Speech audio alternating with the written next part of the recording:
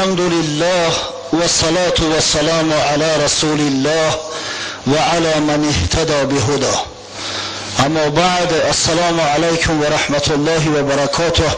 برادران اهل اسلام، روز شریف جمعه را از برای یکایک شما و در شخصیت شما از برای جمیع مسلمانان، از برای اهل بیتتان تبریک و تهنیت میگویم و از درگاه خداوند متعال مسئلت آن را دارم که پروردگار تا زمان زنده هستیم ما را مسلمان نگه دارد، در آخرین لحظه حیات کلمه شهادت بر زبانهامون جاری گرداند و فردا روز قیامت همراه مؤمنان، همراه مسلمانان محشور مان سازد.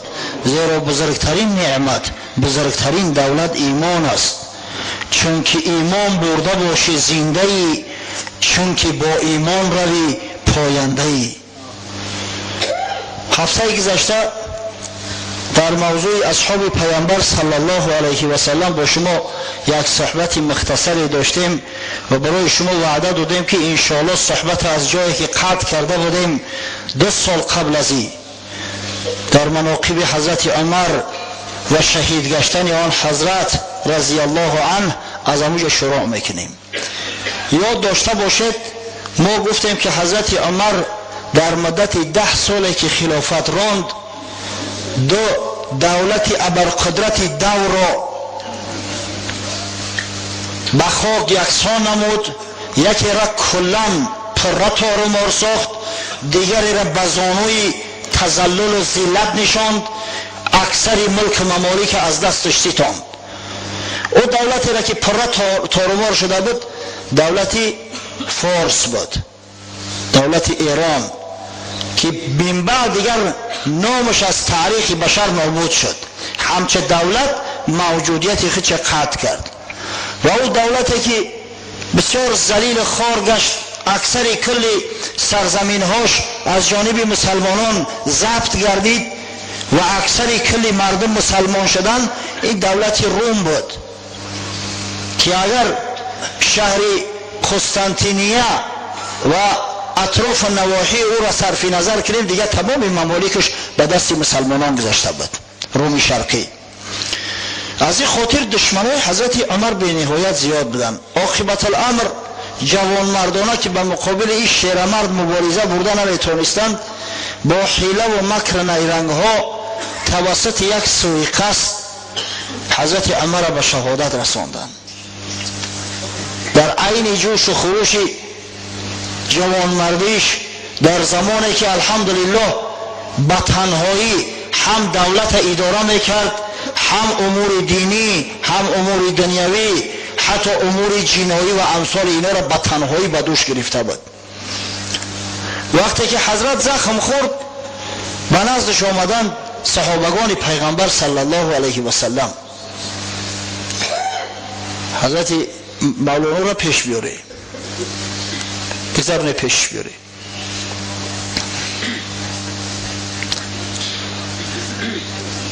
صحابگان نزدش آمدن و گفتند یا عمر ای یار پیامبر صلی الله علیه و سلم، همچنانه که ابوبکر صدیق تو را امیر مؤمنان تعیین کرد، سرور مسلمانان تعیین کرد، تو نیز شخصی را به جای خود برگزین، زیرا خوف خطر آن است که در میان مسلمانان فتنه و آشوب ها برپا می‌گردد و این دولت عظیم و پرقدرت به حصه ها تقسیم می‌گردد. اما حضرت عمر گفت من مدت 10 سال تمام مسئولیت ای امت برداشت گرفته بودم، نمیخواهم که مسئول ای امت بعد مردن من باشم. اگر بالفرض من یک شخص نالایق توصیه کنم، اگر جنایات کرد منم در جرم او شریک خواهم بود. آل عمر براشو گفت همین مقدار کافی است که من مدت 10 سال امیری مسلمانان را کردم، میخواهم کلی مسئولیت را عظیمه خود واگذارم و سبکدوش گشته و سفر آخرت اختیار کنم. باز آمدن چند ایستادن، باز به طاقت گشتن نزدش آمدن گفتن یا امیر المؤمنین تو میدانی که چی مقدار فتنه‌گرا زیاد هستند. دشمنان آشکار و نهانی مسلمانان به نهایت زیاد هستند. اگر کسی را تعیین نکنی میترسیم، خوف میبریم که مبادا برای وظیفه و منصب در میان اصحاب گرامی پیامبر یگان فتنه دشمنان برپا کنند. حضرت عمر هم احساس کرد که تا کدام درجه مسئله نازک است. از این خاطر نام 6 نفر را گرفت که گفت بعضی ها شاید نسبت بعضی هاش فضیلت دارد، اما همه 6 نفر عظیمترین رجال سیاسی و دینی مسلمانان امروز هستند. بگذار همه 6 نفر از میان خود یکی را خلیفه انتخاب کنند. در این میان بدن حضرت عثمان ابن عفان رضی الله عنه، حضرت علی ابن ابی طالب، عبدالرحمن ابن عوف، زبیر ابن عوام، طلحه ابن عبیدالله و سعد ابن ابی وقاص. حضرت نام همین 6 نفر را گرفت. بگذار گفت همین 6 نفر مصلحت کنند، به یک قرار بیایند و یکی را از این جوان مردای سیته خلیفه مسلمانان تعیین کنند.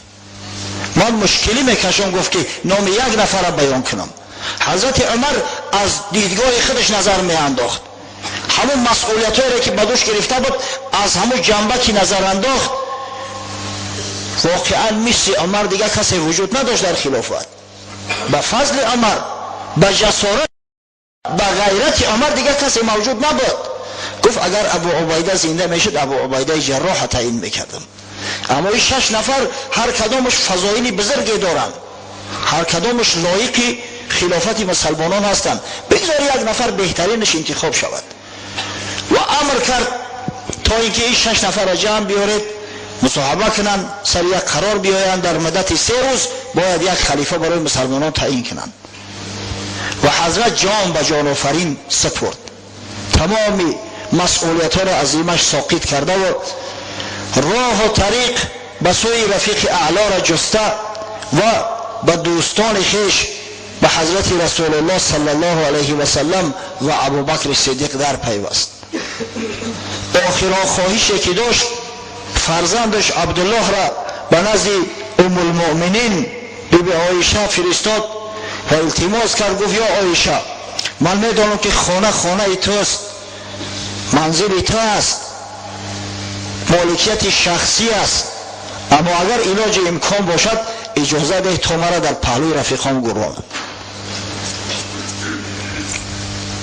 بیبی عایشه گفت راستی که من همین موضوع را برای خودم گذاشته بودم که وقتی مردم در همینجا خاک شوم، اما عمر دوست محمد صلی الله علیه و سلم بود. همیشه وقتی که پیامبر صلی الله علیه و سلم قصه را بیان میکرد میگفت ذهبت انا و ابوبکر و عمر،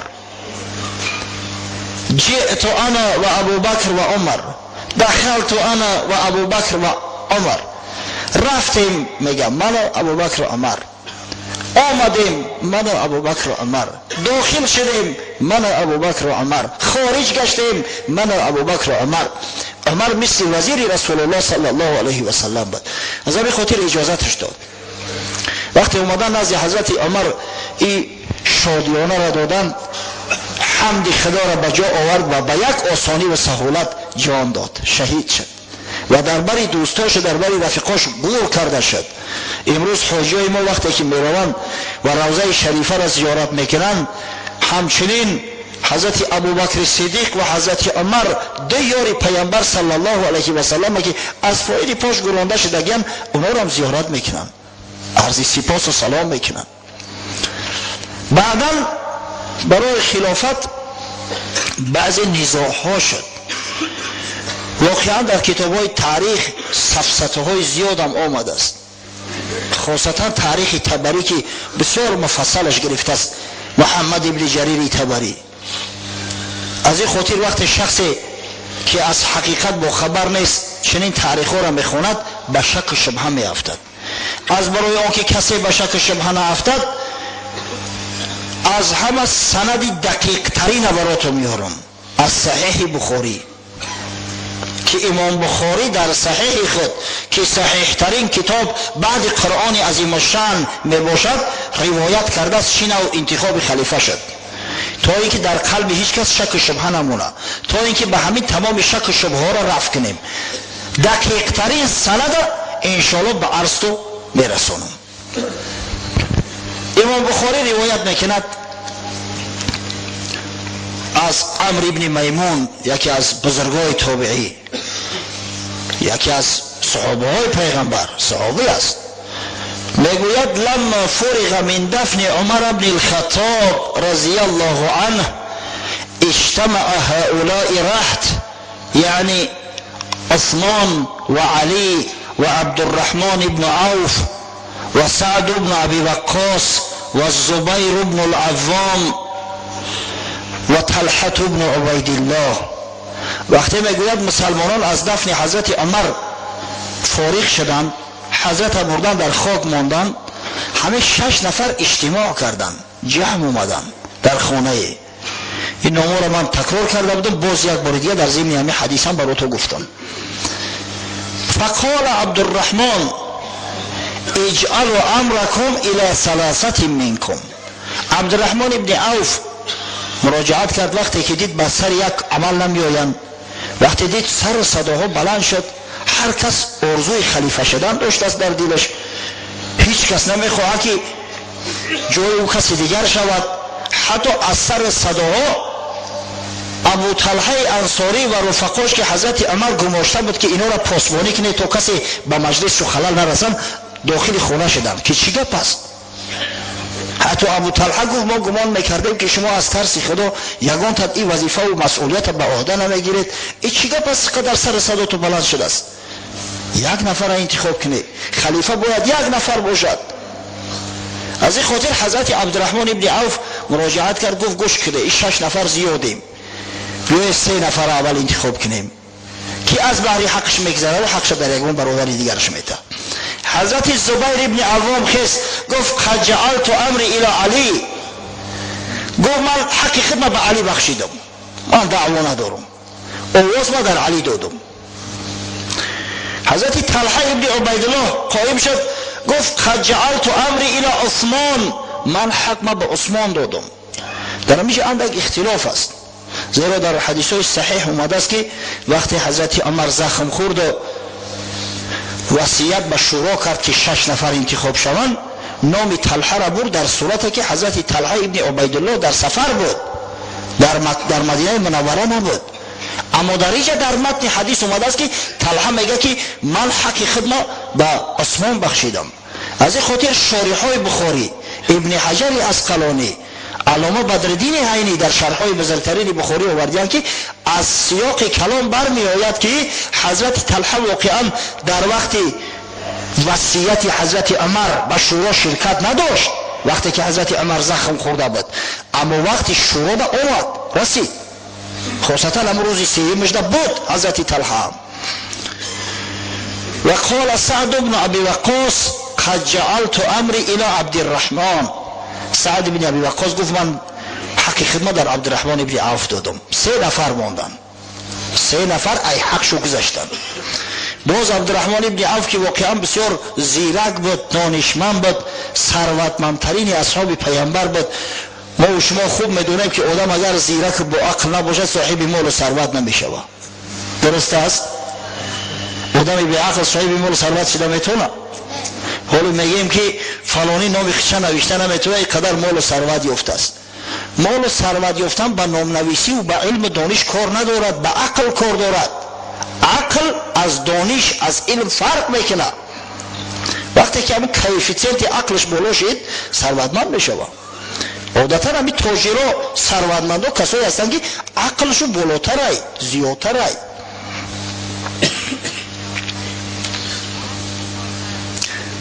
رحمتی پدرمو خدا رحمتش کنه یک مثل میزد، یک مثل میگفت، تمثیل، که یک مرد در کدام مملکت زندگی میکرده است، بیچاره فقیر و کم بغل بود است، بسیار تحقیرش میکردیان، مسخره.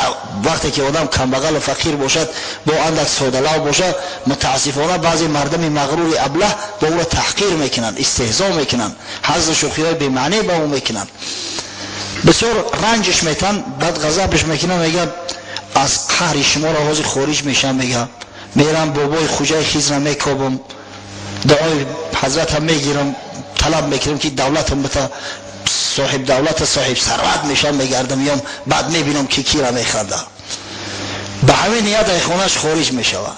در راه میآید که راه تمام میشود، لبی بحر میآید، قدر طرف چپ راست میروه که همه جا آب گذشته نمیتونه. بعد مستر در لبی آب میموند. اگه این تمثیل است بشو، این مسئله، این حقیقت نداره، مسئله است. یک نهنگ غذای ازیدی در هم لبی آب پیدا میشه، نهنگ به گفتار میاد، میگه کجا میره، چی جشته؟ میگه راستی میخوام از این بحر عبور کنم، اما آب از سری راه برمده است، موند مستر. نهنگ میگه در بلون بشی میگذرونمت. بعد سوار میشه و در راه اومده استیم. بعد میگه کجا میرفتی، نیتت کجا است؟ این شخص در جواب میگه بابای خوجای خیز را اگر پیدا کنم، کمتر دولت طلب کنم ای بابیم، بعد بیام در پیش دوست و دشمن اندک سیکه کنم، سولت کنم، این مردم مسخره میکنن مردم دیارم. نهنگ میگه وقتی خیز را دیدی، خیز را علیه السلام دعا و سلام ما را برسانه، التماس که ای بابیم بپرسش که سبب چی است که من سالهای پیش در یک روز 5-6 ساعت شکار میکردم، سیر میشیدم، باقی مانده روز استراحت میکردم، امروزش یک شبانه روز فقط در شکار هستم، هرگز سیر نمیشم. سببش چی باشه، چی علت باشه؟ این قبول میکنه. خوب میگه بعد خواهش خودم خواهشی تر میرسانم و میآید. از بحر و طرف یک شهری بسیار کلان بوده است، شهری بزرگ. پادشاه شهر شخصی عادل، غریب نواز. هر غریبی که می در آمده است شاه شخصا خودش مهمانش میگرفته است. این بیچاره کمبغل غریب مهمان میگیرد، هر دو می نشینند، بعد تمام خوردن و سوالش میکنه که عزم سفری کجا داری برادر؟ بعد قیسش میکنه میخیل. پادشاه شهر میگه منم یه مشکل دارم، هیچ که در دنیا بی پرابلم نیست. میگه وقتی که بابی ما دیدید التماس که همین با سؤال ما یک پاسخ گوید که پدر من در یک سال 10 نفر حکم قتل، حکم اعدام میداد، به حد سیاست داشت که کسی جرأت نمیکرد که فتنه انگیزد. من هر سال زیاده از 100 نفر قتل میکنم، باز در این گوشه و بعضا در گوشه دیگری مملکت شورش ها برپا میکنن، قیام میشود، بر ضدم اغوا میاندازن. سببش چی باشد؟ خوب اگر دیدمش قبول میرسانم سخن احترام. قصه کوتاه میآید. یک روز در بیابان با عذاب رفته است که یک موش سفید میبینه، در پشتارش یک کلواری وزنین، مردک خوب دست خچم میآید، میگه بیا بابا یاردمت کنم، میگیره کلوارش در سری ارقام اندازه پشتاره میکنه. در راه میآیم، بعد سوالش میکنه، مسافر میپرسش که بچم کجا میره، چی نیت داری؟ بعد قصهش میکنه. وقتی قصه میکنه میگه همون خضر علیه السلام منم انشاءالله به مرادت رسیدی. خب بعد سخن او مردم هم میرسونش که همون یک ماهی بعد التماس کرد که از بابیم سوال که من احسیر نمیشم، سببش چی باشه؟ حضرت خضر میگه که وقتی که ماهی را ملاقات کردی بگو که دوای تو استعمال کردن روغنی ابلهترین احمقترین مردم، همین که خوردی انشاءالله شفا میابی، به همون شکل اصل اوله میگردی. بعد شاه در نزدش ذکر میکنه که همون شاه هم التجا کرد که خبری ما را برسون. سؤال شاه وقتی میگه به شاه بگو که تو زن هستی، زن، پدر تو مرد بود، از این خاطر همون 10 نفر هم که میکش سیاست داشت، تا از بس که زن هستی 1000 نفر هم که بکشی حتما شورش میشود، اگر چند مردم خبر ندارن اما تو زن هستی، آخی زن سیاست نداره. بعد این مرد بسیار شکرگزاری میکنه، روانه میشه، میگه بیای عقلت بتم، بسیار سراسیمه بد بدهی، دولت دادم بیای عقلتم بتم. میگه بابی ما عقل خودم محول همین زیادی کرده است، ای بسیاری عقل به همین حال غلطیدگیم، تامی دولتم بته اینشالله عقلم کافی است بس است بسنده میکنه. گفته مردک همه عقل پیشروی دولت بیو کمتر عقل تن بتون که همه دولت هم محافظت کنی. گفت نه بابی تامی دولتم بته ای زیاد ایت طلب ندارم. خیلی گفت برای دولت داد آمد به شهری همون ملکه در آمد. بعد در خلوت قبولش کرد. اول پرسیش کرد که دیدی بابی ما؟ گفت دیدم. پرسیدش گفت بله. چی گفت؟ گفت بابید میگه که تو زن هستی ایامی خاطر سیاست نداری. ملکه گفت با این زن بدن ما را کسی نمیدونست. پدر و از بس که پسر نداشت تمام دایه و تمام خدمتگارا رو همه را نیست نابود کرد. همچه پسر مرا کلام کرده است هیچ که نمیدونه. اگه تو آگاه شدی با اذن پروردگار بیا که گفت تو را نکاح میکنم میگیرم همین دولت سالت هم ای تو پادشاهی همین مملکت اعلانت میکنم. گفت ما چه کنم ملکی ترا و پادشاهی ترا؟ بابیم دولتم داده است در مملکت خودم میرم سکه میکنم در پیش دوست و دشمنان را میسوزانم. گفت اخی این مردی به عقل و تو پادشاه بشه بعد بخوی مملکتت میریم اخی در موکب در کوکب پادشاهی برای برات بهتر نیسته؟ گفت نه لازم نیسته ولی من کبرم اول دولت سالتی را که بابیم داده است بگیرم. قیصه کوتاه میویه لبی بحر قبول نمیکنه پیشنهادی همون پادشاه زنه. بعد نهنگ هم بیچاره منتظر ایستاده است در بروش سوارش میکنه و در راه رفته است. بعد میپرسش که چی شد؟ بعد این مردی ابله به عقل قیصه پادشاه را میکنه یا برا که گذشته من خیلی یک زن التماس کرد و در آخر بعد میگه که بابیم گفت که همه احمقترین مرد اگر خوردی به همون اصل اوله میشه. این نهنگ اندیشه میکنه آخی من در دریا باشم این مردم در روی خاک باشن ایده به عقلتر اوله که جامیو یک ملک سرزمین پیشنهادش کرده قبول نکرده است میگیره همون لحظه استعمالش میکنه میره و فروش میبره. عقل پیشروی دولت است. کسی که دولت سالت زیاده همه دلالت با اون میکنه که کیفیسیت عقلش بلنده. خب عبدالرحمن ابن عوف رضی الله عنه از ثروتمندترین اصحاب پیامبر صلی الله علیه و سلم است. عقل فراستش هم بسیار بلند بود. از این خاطر به شیخین مراجعت کرد به حضرت علی و حضرت عثمان. گفت ایکما تبرأ من هذا الامر فنجعله الیه. کدام شما گفت از خلافت دست میکشه تا اینکه انتخابی اختیار انتخاب کردن در دستش بتیم. هر کدامت که به اختیار خود از خلافت دست بکشه همه اختیار انتخاب در دستش میتیم کسی را بخواه انتخاب کنه. هر دو میگه سکوت کردن هم حضرت عثمان و هم حضرت علی هر دو فضیلت های بی‌نهایت زیاد دارن. بعد باز گفت افتجعلونه الیه آیا گفت من انتخاب میکنه نباشه یا من انتخاب کنه که من یک نفر شما را به خلافت نامزد اختیار کنم. فالله علی الله آلو ان افضلکم. قسم به خدا گفت خدا شاهد است که من تمام سعی و کوشش ما به خرج میدهم تا اینکه بهترین شما را انتخاب کنم. قال نعم گفتن آره بله ما قبول داریم.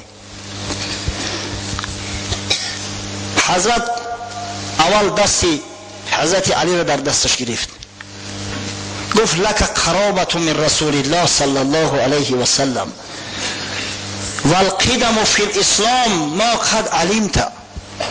گفت حقیقتا تو خیش تبور نزدیک پیامبر صلی الله علیه و سلم هستی.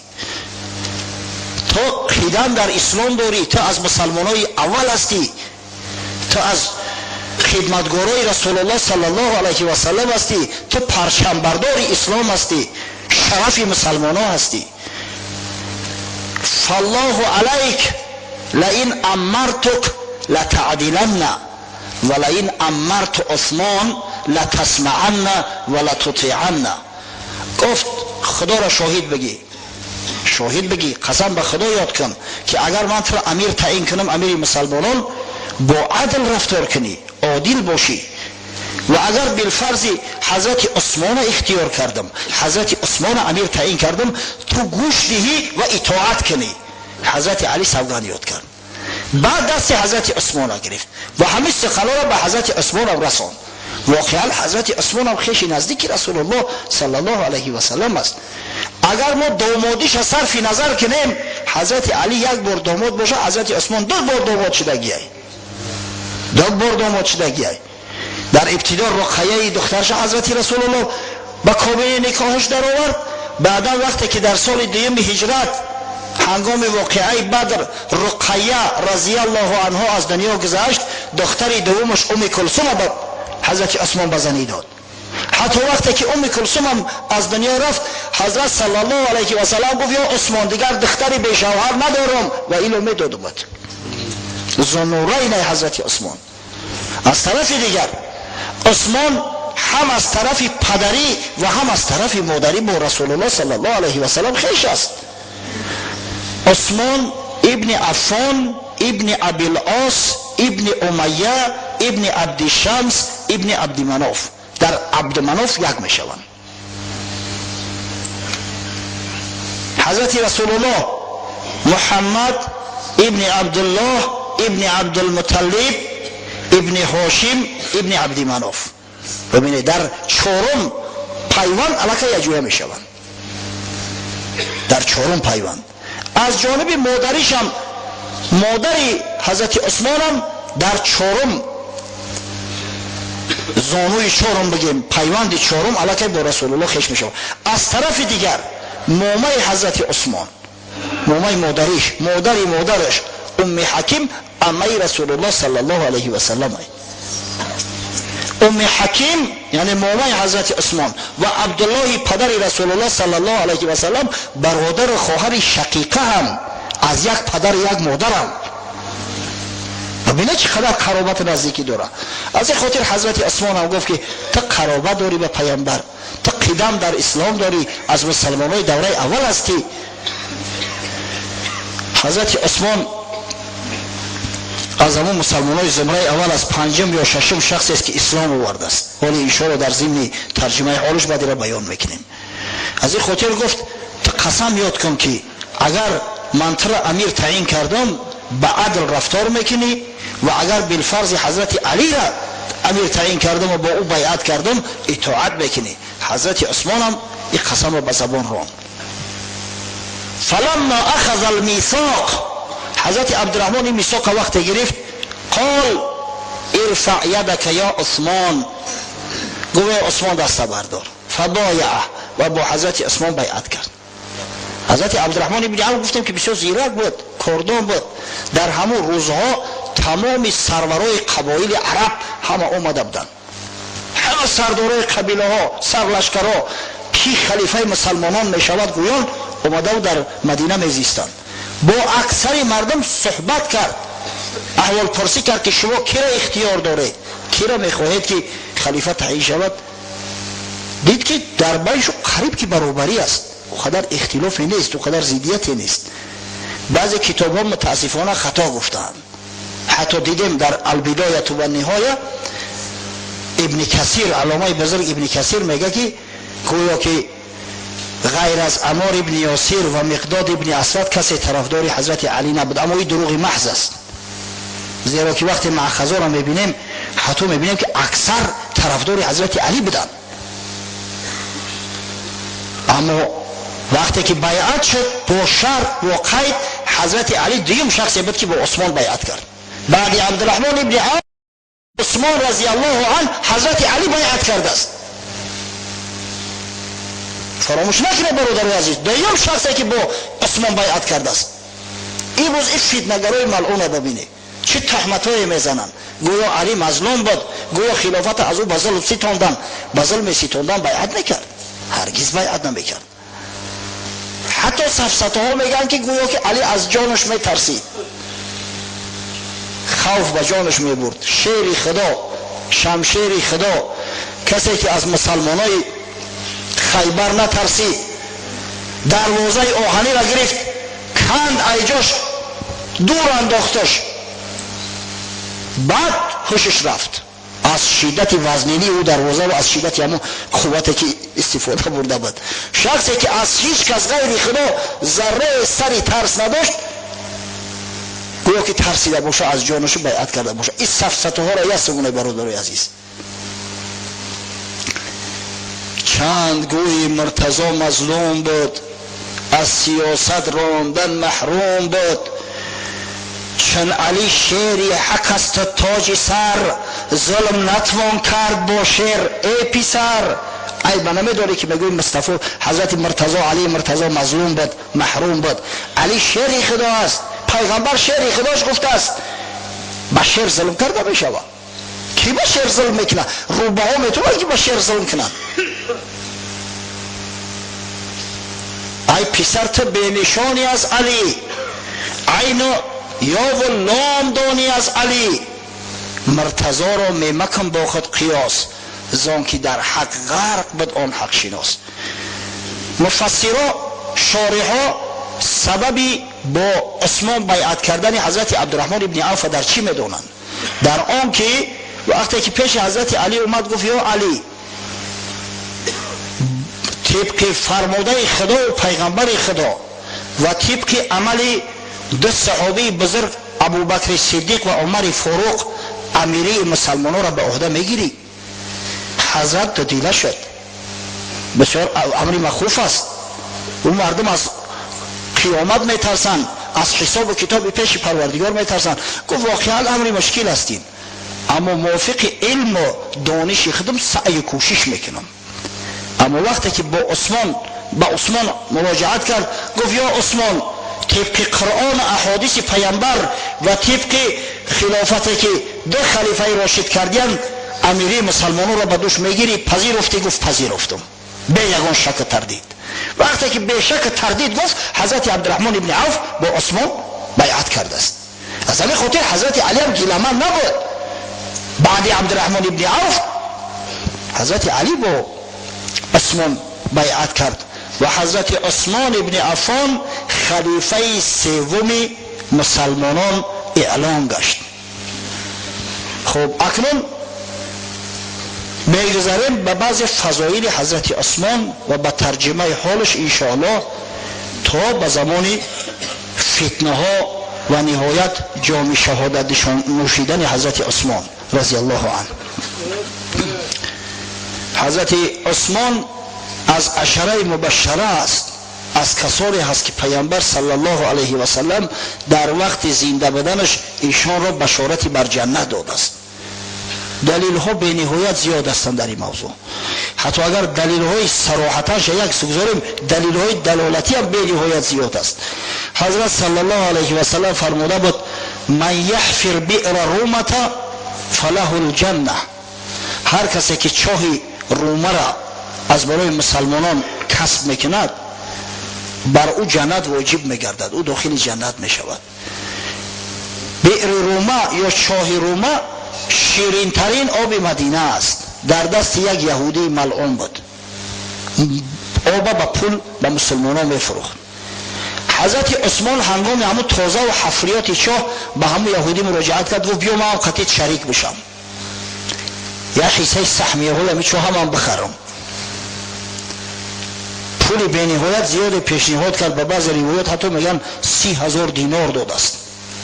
یهودی هم شریکش گرفتش، یعنی که نیمی چاه از حضرت عثمان بود، نیمی دیگرش از یهودی. بعد حضرت عثمان گفت بیا نوبت‌ها را تقسیم کنیم، یک روز تو صاحب چاه هستی، یک روز من. قبول کرد. او یهودی هیچ وقت راضی نبود که حقیقت چاه در مسلمان ها بفروشه، اما زیرکی و کاردانی حضرت عثمان رو ببینه. یک روز یهودی صاحب چاه میشد، آب میفروخت، روز دیگر نوبت حضرت عثمان میشد، آب چاه بر رایگان به مردم مسلمان میداد و در همین یک روز مسلمان ها هم قدر آب ذخیره میکردن که بر روز دیگرشون برسه. دیگر هیچ کلمه خرید آب غیر یهودی ها. یهودی دید که احوالش بد میشود، یگان فایده و منفعت ناومده است در دست، خودش اختیارا پیشنهاد کرد، گفت بیا حصه برام بخر، بیا سهمیه های ما رو بگی جا مخلص شود. حضرت عثمان چاه خریداری کرد و در اختیار مسلمان ها تسلیمش کرد. ببین پیغمبر گفت هر کسی که چاه رومه را در تسلیم مسلمان ها وارد میکند برای او جنت واجب میگردد و این شخص حضرت عثمان بود. در حدیث های صحیح اومده است، بخاری روایت میکنه، در تعلقات بخاری اومده است که پیامبر صلی الله علیه و سلم فرمود من جهز جیش العسره فله الجنه. هر کسی که لشکر اسره، لشکر مشقت مجهز میکند به اسلحه، به خوراکه، به لباسه، بر او جنت واجب میگردد. حضرت عثمان مجهزش کرد. لشکر اسره، لشکر را میگن که هنگام حرب تبوک رسول الله صلی الله علیه و سلم جمع آوری کرد. چرا اسره گفته میشود؟ زیرا که اولا ماهی به نهایت گرم بود، میانه تابستان بود، به نهایت گرم بود، گرمی طاقت فرسا بود. ثانیاً اکثر مردم، همون شخصایی که با لشکر خیستن و به جنگ خیستن، قدرت امکانیت خریدن افضال جنگی نداشتن، قدرت امکان خریدن شتر یا اسب نداشتن. از این خاطر پیغمبر گفت هر کسی که همین لشکر اسره را کمک میکند، مجهز میسازد، بر او جنت واجب میگردد. در روایت صحیحه اومده است حضرت عثمان آورد به بعض روایات 1000 شتر، 50 اسب بادپا و 1000 سکه طلا، 1000 دینار آورد در دامن پیامبر صلی الله علیه و سلم ریخت. حضرت صلی الله علیه و سلم گفت بعد دیگه ان شاء الله عثمان به یگان خطر نیست، یگان خطر بر عثمان تهدید نمیکنه. هیچ وقت شیطان عثمان رو وسوسه کرده و از راه حق منحرف کرده نمیتونه. ان شاء الله عثمان گفت جنتی است، بشارتی به جنت و دستش. شما تصور میکنه هیچ عمل اگر در خواب و پیغمبر خدا صلی الله علیه و سلم ابو ببینیم اینقدر خرسندی میکنیم و شادی میکنیم، پیغمبر را در خواب مو دیدیم. اگه شما حال مرد را تصور کنید که حضرت رسول الله صلی الله علیه و سلم در زندگیش بیعت کرده است، اونایی که با پیامبر مبایعت کردین و بیعت کردین، اونا با خدا بیعت کردند. در قرآن خدای بزرگ گفته است این الذين يبايعونك يبايعون الله يد الله فوق ایدیهم.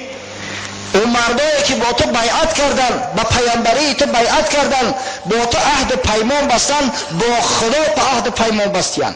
ید الله فوق ایدیهم، بالای دست اونا ید خدا است. ید خدا، دست قدرت خدا بالای دست اونا است. خدا اونا را کمک میکنه. تصور کنه که مردی را پیامبر صلی الله علیه و سلم در وقت زنده بودنش بشارت داد که تو جنتی هستی، تو داخل جنت میگردی. مرحمت بیایید راه بکشوی بچو. راستی دیدید که کمک کردن از نظر مالی مسلمانان را چی فایده و چی منفعتی داشته است که حضرت عثمان به خاطر آن که همون سهمیه های چاه خرید، به خاطر آن که لشکری اسره را مجهز ساخت، پیغمبر خدا صلی الله علیه و سلم براش بشارت جنت داده است. امروز یک امر بسیار خیر، امر بسیار مهم، سردار دولت ما محترم پرزیدنت پیش گرفته است که به کمک دولت های غیر که هر کمک میکنن قسم به خدا به غرض است، هر کاری که میکنن به غرض است. ما و شما خوب میدونیم با یاری و کمک مسلمان های ای دیار، جوان مردای ای دیار، ناب راغونه، نیروگاه برق آبی راغونه که انشالله اکثر مشکلات جامعه و مملکت ما را حل میکند سازند. از این خاطر سهمیه ها را خارج کردیان. الحال جانشین رئیس ناحیه برادرم در مجلس شرکت داره، راستی فامیلش میدونم و نامش نمیدونم. نامتون چی است؟ ناظر شاه. برادر ناظر شاه شرکت دارد. بلندگویی که در دستش میتیم تا اینکه از اقداماتی که دولت تاجیکستان، حکومت شهر دوشنبه، حکومت ناحیه ما گرفته است، براتو انشاءالله مختصرا یک بیانات دهد و شما را تحریک به این کاری خیر کند. انشاءالله بعد صحبت این برادر اگر وقت اندکیمان با ما تقویه میتیم سخنشه، زیرا این عمل جوان مردا است، با تمام مسئولیت میگم. و آخر دعوانا ان الحمد لله رب العالمین.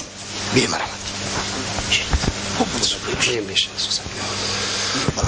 سلام علیکم پدران، برادران محترم.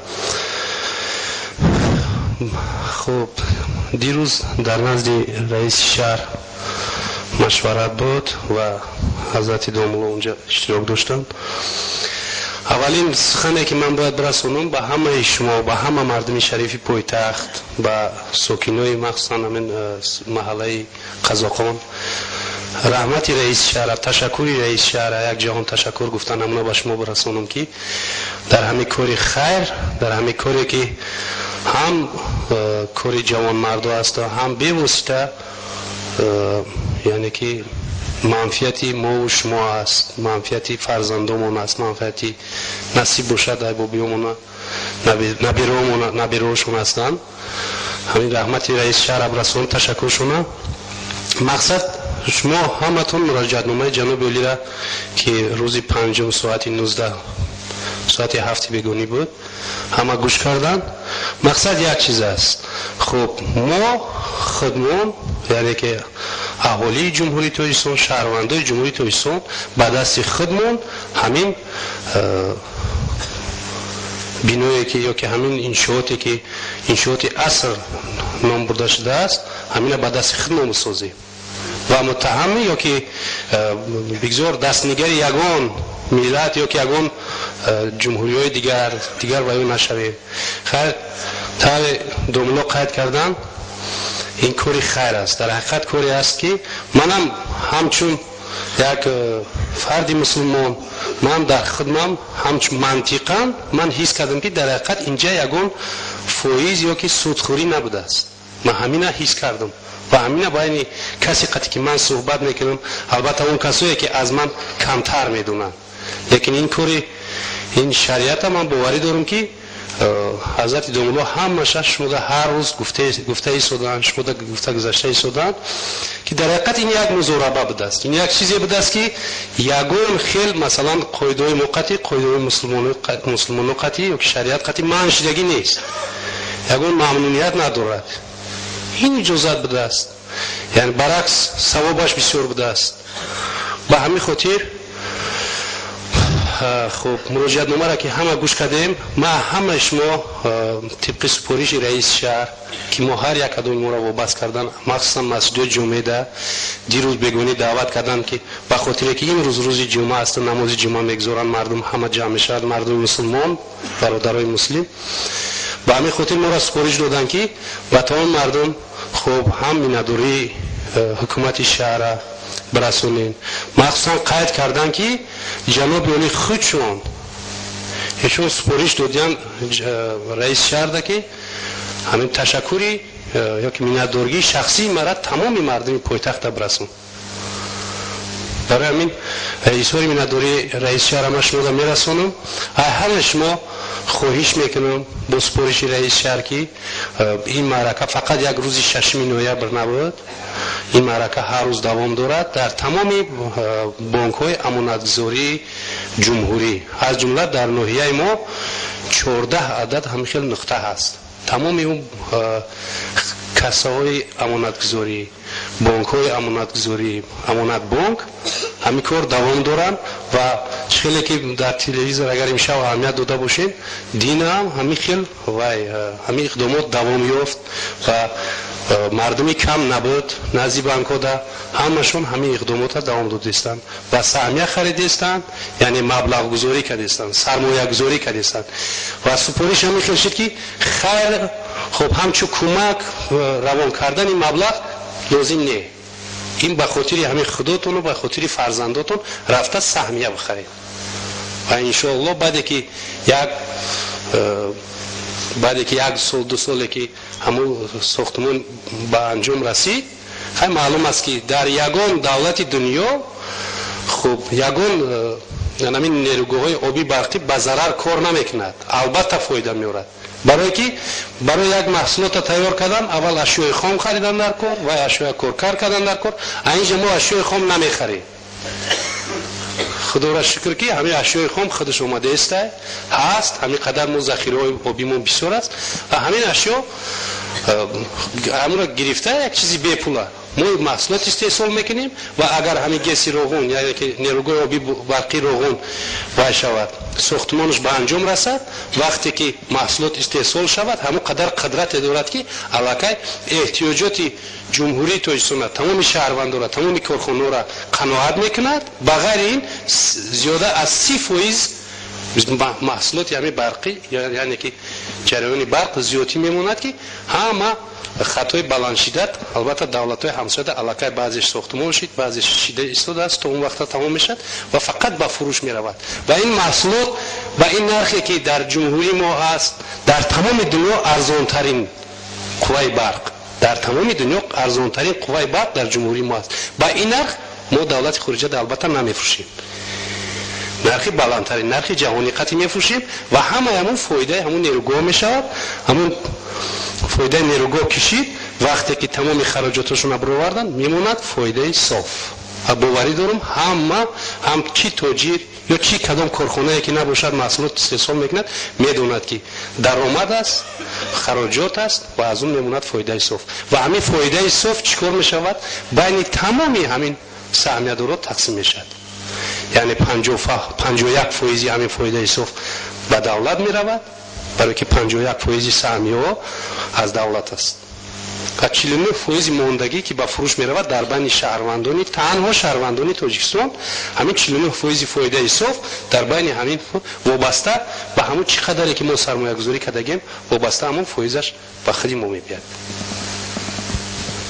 و با یک چیز دیگر هم تاکید کنیم که موافق قانون جمهوری تاجیکستان یعنی قانون وقتی که ما و شما انتخاب میکنیم وکیلان مجلس نمایندگان که همگی 63 نفرند قانون همونو قبول میکنن بعد پیشنهاد میکنن مجلس ملی ده یعنی که چخیلی در تلویزیون اهمیت داده باشه مگر وقت پلاتا میگن همون پلاتای پایانی قبول میکند پلاتای بالایی ده پیشنهاد میکند پلاتای بالایی همین قانون محکوم شمارد جانبداری میکند جانبداری کرد پیشنهاد میکنن به جناب عالی و جناب عالی اونا امضا میکنن امضا که کردن بعد در تلویزیون در عموما وقتی که نشر کردن در گازیتا همین قانون قوه قانونی میگیرد و چون این قانون قبول شده است همین قانون قبول شده است که خب نیروگاه آبی برقی روغن هیچ وقت شخصی یا که خصوصی کرده نمیشود هیچگاه همین خیلی قانون قبول شدگی است با طرفداری 100% همین وکیلان هیچ وقت خصوصی کرده نمیشود همه وقت دولتی میموند این معنی را دارد که همه این مبلغایی که ما و شما سرمایه گذاری کرده استیم و خواهیم کرد در همین خریدن سهمیه ها نصیب باشد همین مبلغ را یعنی که فایزی که از فایدهش ما باید بگردیم گیریم کفالتش دولت داده ایستاده است کفالت اینا دولت میتید تو وقتی که است مثلا شخص خصوصی باشد شاید که کمتر ما در دل ما شبهه باشد وقتی که دولتی است دولت کفالتش داده است ما راهبر دولت پرزیدنت مملکت که ما و شما هر یک ما و شما انتخابشون کردیم کفالت همین چیزا داده است برای همین همه شما در آخر یک بار دیگر خواهش میکردم که همین معرکه هم سیاسی است هم اقتصادی است هم اجتماعی است هم منفعت های اقتصادی و اجتماعی سیاسی دولت و از جمله هر یکی ما و شما منفعتمون در همینجا انعکاس یافتند همین مسئله را خواهش میکنم دستگیری کنیم بار دیگر با همه شما برای دقت و برای طاقتتون تشکر من باوری دارم که این مراجعت نامه جناب عالی از طرف هر یکی ما و شما دستگیری مییابند و تمام کوشش خیراتمون رو میکنیم که همین نیروگاه آبی برقی روغن که صاف تاجیکستان است تاجیکستانی است یا که تاجیکی است من باوری دارم که همین ساختمانش 8 تستر به انجام میرسد تشکر رحمت بخش بارک الله با برادر عزیز اسلامی من ناظر شاه به خاطر معلومات های مفیدی که به ما و شما رساندن و نیز در کار و در کسبش برکات عطا میکنیم و از درگاه خداوند متعال مسئلتی آن را داریم که پروردگار هدایت و توفیق با ثبات براشون ارزانی دارد آمین واقعا این عمل بسیار عمل خیر است برادرای عزیز خدای بزرگ در قرآن عظیم شان تاکید کرده است استعیذ بالله این الله لا یغیر ما بقوم حتی یغیر ما بانفسهم صدق الله العظیم. خدای بزرگ در وضع هیچ ملت دیگرگونی و تغییرات نمی اندازد تا اینکه همون ملت خود را اصلاح نسازند، تا اینکه اون ملت غیور نشود، تا اون ملت جسور نگردد، تا خداگاه نشود. خدا آن ملت را سروری داد که تقدیرش به دست خویش بنوشت. به آن ملت سر و کار ندارد که دهقانش برای دیگران کشت. اگر دولت خودمان آبادان نکنیم کی میکنه؟ ببینید اصلا همین سهمیه گذاری این طریقه عمل بانک های اسلامی است. اکسیا، سهمیه، همون بانک هایی که اسلامی نامیده میشوند و معامله با اونو حلال و درست است از نظر شریعت. بانک های اسلامی طریقه سهمیه است که سهمیه میفروشند از بانکی که خواه بانک تجاری باشد، خواه بانک مثلا ساختمانی باشد. سهمیه را خرید میکنی، پس تو در کاری همون بانک شرکت میکنی و این میشود شرکت و میشود مضاربه. یعنی از نظر شریعت حلال و درست است و هر فایده ای که از مثلا کاری همون خواه نیروگاه باشد، خواه کارخانه باشد، سهامی باشد، اگر به دست می آید موافق همون سهم و حصه ای که داری به تو نیز می رسد و حلال است، درست است. از شیر مادر دیده. از این خاطر ببینه این کار و عمل اینه هم قرض حسنه است، هم صدقه جاری است. انشاءالله تا زمان اون نیروگاه موجود است هر کسی که در ساختمانش کمک رسانده است اجر ثوابش میگیرد، اگر چنده در بستر خواب هم که باشد، اگر چند از دنیا گذشته و استخوانهاش هم که پوسیده باشد. تا زمان نیروگاه وجود دارد، تا زمانی که از او مردم منفعت میبرند، مسلمانان فایده میبرند، انشاءالله اجر ثواب بر روحش میرسد. و از جانب دیگر این یک منفعت است، یک فایده حلال و شرعی است از برای صاحبش که انشاءالله وقتی که نیروگاه کار کرده، وقتی که همو برق فروخته شد، هم اجر ثواب میگیریم و هم فایده و منفعتی همون پولی گذاشتگی خودمون میگیریم. مضاربه است، شرکت است، حلال است برادرای عزیز. باور کنید با پشیمان میشیم. روز میرسه که همون 49% سهمیه هایی را که از برای اهالی پیشنهاد شده است فروخته میشود، پشیمان میشوی، اما پشیمانی سود ندارد. چرا؟ زیرا میبینی که مردم همه سهام هستند، همه در این کاری خیر شرکت دارند، همه جوان مردانه در وقتی مشکلی دولتی خودشون که الحمدلله 98% مسلمان است دستگیری کردیم، بعد پشیمان میشود و شخصی سهمیه نگرفته. واقعا جای افتخار است، میدان افتخار است برادرای عزیز. ما به تمام جهانیان اعلان کرده استیم که الحمدلله ملت اسلامی ما ملت متمرکز است، ملت یکجا است، همبسته است. همه همبستگی خودمون باید کنیم. ببینید یک شرکت خارجی میاد برای ساختمان گسا چقدر ناز و بازار دارن، چقدر طلبات های اجرا نشونده را پیشنهاد میکنن، در امور سیاسی ما دخالت میکنن، حتی در تعیین نمودن شخصات و وظیفه ها را دخالت میکنن. باور کنید. از همین خاطر رهبر دولت اقدام اینه که پیش گرفت که با قوه و بازو و با امکاناتی که خودی ما داریم از خارج نه، توسط مردم شریف تاجیکستان همین نیروگاه ساخته شود. از همدیگر می ندار باشیم، از مردم غیر نه، ناز و بازار کسی را نبرداریم. شخصی که در همین حالت با یک پولی اندک مزدی اندک دولت دستگیری نمیکند، از کجا امید است که اگر به سر این دولت یک مشکلی بیاید، خدای نکرده یک دشمن ناخوانده بالای این مملکت حجم بیاره، این مرد سلاح به دست میگیره و از دولت خودش و از مملکت خودش دفاع میکنه، از خانه و در سرزمین خودش دفاع میکنه. باور کنه دیگه باوری نمیمونه. از همین خاطر باید که بی‌پروا نباشیم، لاابال نباشیم. انشاءالله امروز هر صدقات و خیراتی که از برای مسجد جامعه قزاقان کردیم ما میریم سهمیش میگیریم. این برای حمد از نزد محراب و نزد منبر رسول الله صلی الله علیه و سلم من وعده میدیم سهمیه میگیریم. معنی رو نداره که ما پولی مسجد نابود میکنیم، نه، انشاءالله اون سهمیه ها کار بتن با همون فایده و منفعتش همش برای مسجد استفاده میشه. و از همت خواهش میکنیم برادرای عزیز بی‌پروا نباشه، بی‌پروا نباشه نسبت تقدیر ملت، نسبت تقدیر اسلام بی‌پروا نباشه. خداوند بزرگ در قرآن عظیم شان میفرماید و انفقوا فی سبیل الله ولا تلقوا بأیدیکم الی التهلکه و احسنوا ان الله یحب المحسنین. در راه خدا نفقه کنید. هر چیزی که با فایده و منفعت مسلمانان است در راه خدا است. خداوند احتیاج به مال ما نداره، احتیاج به کاری ما نداره. وقتی که دستگیری یک برادر مسلمان کردی تو نفقه را در راه خدا کردی. ولا تلقوا بأیدیکم الی التهلکه، با دست خودتون در هلاکت نه اندازه. وقتی که دستگیری نکردی، وقتی دولت و محتاج دستنگر شد، هر قرضی را که از بانک‌های خارجی میکنن البته یک چند طلبات پیشنهاد میکنن، باید فلان کار فلان شود، باید فلان کار فلان شود. تضییق در نوبت اول برای مسلمانان میآید، برای دین اسلام میآید. از این خاطر خداوند میگه با دست خودتون در هلاکت نه اندازه. اگر امروز شما دستگیری دولت اسلامی را نکرده، دستگیری مسلمانان را نکرده، یک روز با کفرها بالای سرتون میآیند، خود را با دست خود در هلاکت انداخته اید. معنی و شرح توضیح این آیه کریمه همین است.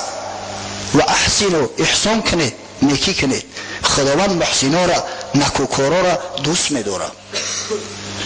از همین خاطر ان شاء الله اقدام نیک رهبریت جمهوری را ما و شما نیز دستگیری میکنیم. الحمدلله که مسجد جامع قزاقان از مساجد بسیار فعال است.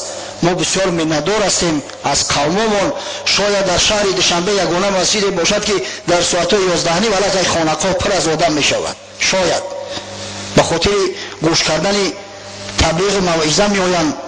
ببینید ما برای شما قصه ها کردیم، قصه های تاریخی، افسانوی نه، چیزهای تاریخی که وقتی که شخص صالح در حالت مشکل مسلمانان رو دستگیر میکند، دولتی را که الحمدلله اکثریتش مسلمان هستند از رهبری دولت شروع کرده دستگیری میکند، خدای تعالی هرگز کار او را ضایع نمیگذارد.